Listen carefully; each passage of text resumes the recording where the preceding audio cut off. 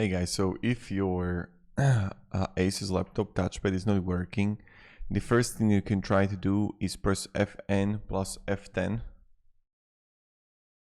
So this is the first thing that you can try to do. It's going to be like this, primarily Fn and F10. And when you're gonna go to Armory Crate, you have specific profiles, and I'm assuming you have your Chrome linked to one of the profiles where touchpad is disabled.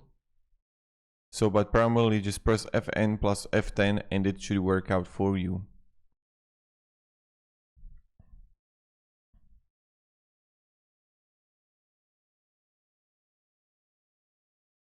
And for people who are still experiencing this problem, you can try entering BIOS mode and then exiting it. And also,